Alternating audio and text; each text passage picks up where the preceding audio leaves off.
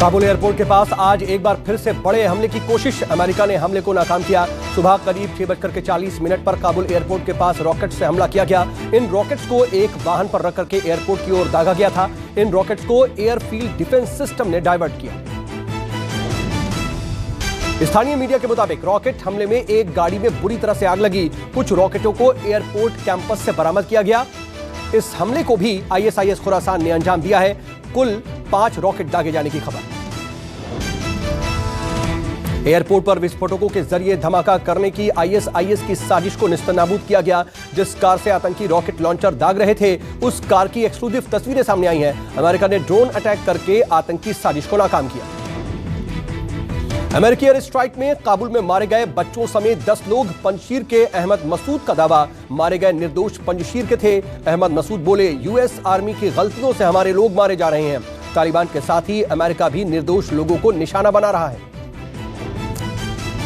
काबुल से उड़ने के बाद अमेरिकी सेना का एक जत्था इस्लामाबाद पहुंचा। सुरक्षा के मद्देनजर इस्लामाबाद के कुछ इलाकों के होटल अमेरिका सैनिकों के लिए खाली कराए गए हैं और 31 अगस्त तक अमेरिका पूरी तरह से अफगानिस्तान खाली करने की कोशिश में है। तालिबान ने कल तक विदेशी सैनिकों को काबुल से जाने का अल्टीमेटम दे रखा है। इधर अमेरिका ने अपनी सैन्य वापसी के बाद अफगान में फंसे लोगों को निकालने के लिए बड़ा ऐलान भी किया है। अमेरिका ने 97 देशों के साथ मिलकर के तालिबान से करार किया है। अमेरिकी विदेश विभाग के मुताबिक तालिबान के साथ करार होने के बाद अब तालिबान ने 31 अगस्त के बाद भी लोगों को निकालने की अनुमति दे दी है। अफगानिस्तान संकट के बीच आज फिर UNSC की बैठक में अफगानिस्तान को लेकर के चर्चा होगी। भारत के विदेश सचिव हर्षवर्धन श्रृंगला न्यूयॉर्क पहुंचे। भारत की अध्यक्षता में UNSC की बैठक होनी है। सुरक्षा बलों ने पाकिस्तान से घुसपैठ कर रहे आतंकी को मार गिराया। आज तड़के आतंकी पुंछ सीमा से घुसपैठ करने की कोशिश कर रहा था। रोकने की कोशिश की गई तो आतंकी ने फायरिंग कर दी। जवाबी कार्रवाई में आतंकी मारा गया। न्यूज़ 24 की खबर का बड़ा असर हुआ है। दिमागी बुखार से पीड़ितों से यूपी के CM योगी आदित्यनाथ मिलने के लिए पहुंचे और न्यूज़ 24 ने बीमारी की खबर को मुहिम बनाया था। खबर दिखाने के बाद हरकत में आया प्रशासन। आज फिरोजाबाद में पीड़ितों से मिले मुख्यमंत्री योगी आदित्यनाथ। फिरोजाबाद में रहस्यमयी बुखार से कई बच्चों की मौत हो गई थी। 25 अगस्त को ही न्यूज़ 24 ने अपने खास कार्यक्रम माहौल क्या है में कोह गांव में बुखार का मुद्दा दिखाया था। कोह गांव में 7 बच्चों की मौत और 70 से ज्यादा बच्चों के बीमार होने के मुद्दे को प्रमुखता से न्यूज़ 24 ने उठाया था। योगी आदित्यनाथ ने अब संज्ञान लिया है। सिद्धू के करीबी परगट सिंह ने हरीश रावत पर निशाना साधा। कहा 2022 का चुनाव कैप्टन के नेतृत्व में लड़ा जाएगा। यह फैसला कब हुआ? परगट सिंह ने कहा, पहले राहुल और सोनिया के चेहरे पर चुनाव लड़ने की बात कही गई थी। महाराष्ट्र में मंदिर खोलने को लेकर के बीजेपी का प्रदर्शन। पुलिस ने कई बीजेपी कार्यकर्ताओं को हिरासत में लिया। बीजेपी के वरिष्ठ नेता सुधीर मुनगटीवार को भी बाबुलनाथ मंदिर के बाहर से हिरासत में ले लिया गया। उनके साथ 30 से 35 बीजेपी कार्यकर्ता भी हिरासत में लिए गए।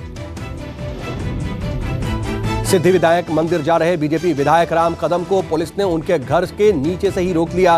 राम कदम ने मंदिर खोले जाने की मांग की। राम कदम बोले, सरकार जब बियर बार खोल सकती है, 2 वैक्सीन ले चुके लोगों को लोकल ट्रेन में अनुमति दे सकती है, तो फिर सख्त नियमों के साथ मंदिर क्यों नहीं खोल रही? अपने गुजरात दौरे पर गृह मंत्री अमित शाह ने गांधीनगर में गर्भवती महिलाओं को मगज के लड्डू बांटे। अमित शाह ने गर्भवती महिलाओं को कुपोषण से लड़ने के लिए हर महीने मगज के लड्डू दिए जाने का ऐलान किया। अमित शाह ने कहा, प्रधानमंत्री सुरक्षित मातृत्व अभियान के तहत गर्भवती महिलाओं को मुफ्त जांच की व्यवस्था है। देश भर में आज जन्माष्टमी की धूम है। कोरोना संकट की वजह से इस बार दही हांडी कार्यक्रम में पहले जैसी रौनक नहीं है। देश भर के मंदिर सजे हुए, भक्तों का तांता लगा हुआ है। कोविड गाइडलाइंस के चलते सख्ती के बीच लोग मंदिरों में दर्शन कर रहे हैं। मथुरा में श्री कृष्ण जन्मभूमि मंदिर में जन्माष्टमी पर खास तैयारियां की गई हैं। खुद यूपी के CM योगी आदित्यनाथ इस मौके पर मथुरा पहुंच रहे हैं। CM योगी श्री कृष्ण जन्मभूमि मंदिर में दर्शन पूजन करेंगे। मथुरा वृंदावन के अलावा देश के दूसरे हिस्सों में भी श्री कृष्ण का जन्मदिन मनाया जा रहा है। भोपाल, रायपुर, जम्मू और तिरुवनंतपुरम में जन्माष्टमी के मौके पर मंदिर सजे हुए हैं। लोगों की भारी भीड़ है। मंदिरों में भक्तों को मास्क पहनना अनिवार्य किया गया है। जम्मू कश्मीर में कश्मीरी पंडितों ने जन्माष्टमी पर रैली निकाली। ये शोभा यात्रा लाल चौक तक निकाली गई। कड़ी सुरक्षा के बीच कश्मीर पंडितों ने शोभा यात्रा निकाली। प्रशासन और स्थानीय लोगों के सहयोग से जय कन्हैया लाल के नारों से गूंजा लाल चौक। कृष्ण जन्माष्टमी पर देश के मंदिरों में भक्तों की भीड़ लगी हुई है। इस्कॉन के बाहर भी भक्त नजर आ रहे हैं। हालांकि इस्कॉन के बाहर जो भक्त पहुंचे वो मायूस नजर आए। मंदिर में श्रद्धालुओं का तांता लगा हुआ है, पर कोरोना काल को देखते हुए इस्कॉन ने मंदिर में भक्तों को एंट्री नहीं दी है और इस्कॉन मंदिर के बाहर से ही दर्शन कर रहे हैं तमाम श्रद्धालु। टोक्यो पैरालंपिक में भारत की धूम। भारत के पैराशूटर अवनी लेखरा ने जीता भारत के लिए गोल्ड। पैराशूटर अवनी लेखरा ने रचा इतिहास। अवनी ने 10 मीटर एयर राइफल में रिकॉर्ड के साथ जीता गोल्ड। अवनी लेखरा गोल्ड पाने वाली भारत की पहली महिला खिलाड़ी बनी। जैवलिन थ्रो में देवेंद्र झझारिया ने किया कमाल। पैरालंपिक में देवेंद्र झझारिया ने जीता सिल्वर मेडल। जैवलिन थ्रो में सिल्वर के बाद कांस्य पदक भी भारत के नाम रहा। सुरेंद्र सिंह गुर्जर ने जैवलिन में जीता कांस्य पदक। देश में खुशी की लहर। टोक्यो में हाई जंप में निषाद कुमार ने देश को सिल्वर मेडल जिताया। पीएम मोदी ने बधाई दी, कहा निषाद कुमार बेहतरीन एथलीट हैं। हिमाचल के ऊना के रहने वाले निषाद कुमार पर इनाम की बारिश भी हुई। मुख्यमंत्री जयराम ठाकुर ने 1 करोड़ देने का ऐलान किया। डिस्कस थ्रो में भी भारत का धमाल। योगेश कथुनिया ने भारत को डिस्कस थ्रो में सिल्वर मेडल जिताया। हरियाणा के बहादुरगढ़ में योगेश कथुनिया के परिवार ने जीत के बाद जीत का जश्न भी मनाया। परिवार ने डांस किया, एक दूसरे को मिठाई खिलाई। योगेश कथुनिया की मां ने कहा सिल्वर मेडल ही मेरे लिए गोल्ड मेडल है। 1 सितंबर से दिल्ली में खुल रहे 9वीं और 12वीं तक के स्कूल और शैक्षणिक संस्थाओं को लेकर के गाइडलाइन जारी की गई है। डीडीएमए ने जारी की एसओपी में यह कहा कि क्लासरूम के बैठने की क्षमता के अधिकतम 50% तक बच्चे एक बार में क्लास कर सकेंगे। बच्चों को अपना खाना, स्टेशनरी, कॉपी ना शेयर करने की भी सलाह दी गई है। डीडीएमए ने कहा कि बच्चों को स्कूल बुलाने के लिए माता पिता की मंजूरी जरूरी होगी। कोई अभिभावक यदि अपने बच्चों को स्कूल भेजना नहीं चाहता है तो उसे इसके लिए बाध्य नहीं किया जाएगा। कंटेनमेंट जोन में रहने वाले टीचर या छात्र को स्कूल नहीं आना होगा। साथ ही स्कूल में एक क्वारंटीन रूम बनाना अनिवार्य होगा।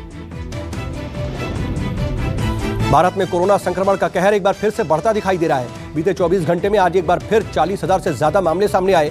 स्वास्थ्य मंत्रालय के मुताबिक पिछले 24 घंटों में 42,909 नए कोरोना के मामले सामने आए। 380 कोरोना संक्रमितों की मौत हो गई। 24 घंटे में 34,763 लोग कोरोना से ठीक हुए। उत्तराखंड में डेल्टा प्लस के मरीज मिलने से हड़कंप मच गया है। पिथौरागढ़ में डेल्टा प्लस के 3 मरीज मिले हैं। रुद्रप्रयाग में डेल्टा प्लस वेरिएंट संक्रमण का मामला सामने आया है। उत्तराखंड में स्वास्थ्य विभाग और प्रशासन अलर्ट पर है। पिथौरागढ़ के धारचूला में बादल फटने से तबाही मची। कई घर हुए जमींदोज। बादल फटने के बाद आए सैलाब में 7 लोग लापता हुए हैं, जबकि मलबे से अब तक 3 शव निकाले जा चुके हैं। मलबे में अब भी कई लोगों के दबे होने की खबर है। राहत बचाव का काम लगातार जारी है। बादल फटने से काला नदी का जलस्तर भी बढ़ गया है। जलस्तर बढ़ने से धारचूला के एनएचपीसी कॉलोनी तपोवन में हुआ जलभराव। पिछले कई दिनों से उत्तराखंड में भारी बारिश के बाद जगह जगह पर लैंडस्लाइड हुई है। कई रास्ते भी प्रभावित हुए हैं। सीएम ने बाढ़ प्रभावित इलाकों में राहत बचाव कार्य तेज करने के भी आदेश दिए। असम में बाढ़ का कहर। गुवाहाटी के 14 जिलों के 2 लाख लोग बुरी तरह से प्रभावित। वहीं तिनसुकिया में उफान पर ब्रह्मपुत्र लगातार बढ़ रहा है। ब्रह्मपुत्र नदी का जलस्तर, नदी का पानी पास के गांवों में घुसा। घर, सड़क, खेत सब डूबे। बाढ़ से लोग पलायन को मजबूर हुए। लोगों ने सरकार से मदद की गुहार लगाई। लखनऊ के बापू भवन में नगर विकास विभाग के निजी सचिव ने खुद को गोली मार ली। निजी सचिव का नाम विशंभर दयाल है। बापू भवन के 8वें फ्लोर पर एक कमरे में खुद को गोली मार ली उसने। गंभीर हालत में विशंभर दयाल को लोहिया अस्पताल ले जाया गया। लखनऊ में दबंगों के हौसले बुलंद हैं। घर में घुस करके दबंगों ने एक शख्स की जमकर के पिटाई कर दी। घर में घुस करके दबंगों ने व्यक्ति को जमकर पीटा। शख्स को बचाने आई पत्नी और बेटे को भी दबंगों ने पीट दिया। शख्स ने कॉलोनी के गेट को ब्लॉक करने की शिकायत की थी, जिस पर दबंग भड़क उठे और शख्स की पिटाई कर दी। पीड़ित परिवार ने पुलिस में शिकायत दर्ज करवाई है। राजस्थान के दौसा में पंचायत चुनाव के दौरान फायरिंग का वीडियो वायरल हो रहा है। वीडियो में कुछ युवक बर्थडे सेलिब्रेट करते नजर आ रहे हैं। एक युवक बाइक पर केक काट रहा है। इसी दौरान दूसरा युवक हवा में फायरिंग कर रहा है। वीडियो वायरल होने पर पुलिस पूरे मामले की जांच में जुट गई है।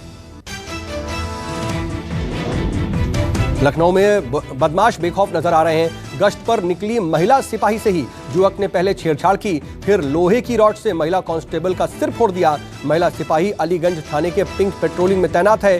पुलिस ने एफआईआर दर्ज कर युवक को गिरफ्तार कर लिया है। पुंछ पुलिस ने मेंढर में महिला टीचर की हत्या की गुत्थी 5 दिन में सुलझा ली है। पति और सास को पुलिस ने गिरफ्तार कर लिया है। कुछ दिनों पहले महिला टीचर का शव घर से थोड़ी दूर पर ही मिला था। महिला के शरीर पर चोट के निशान भी थे। अब पुलिस ने गुत्थी सुलझाते हुए पति और सास को गिरफ्तार कर लिया। महिला का पति जम्मू पुलिस में कांस्टेबल है। जम्मू पुलिस ने बड़ी संख्या में चाइनीज मांझे के रोल के साथ 2 लोगों को गिरफ्तार किया है। पुलिस ने बैन किए गए चाइनीज मांझे को बेचने पर पहले एक दुकानदार को गिरफ्तार किया। दुकानदार की निशानदेही पर पुलिस को चाइनीज मांझे के 1082 रोल बरामद हुए।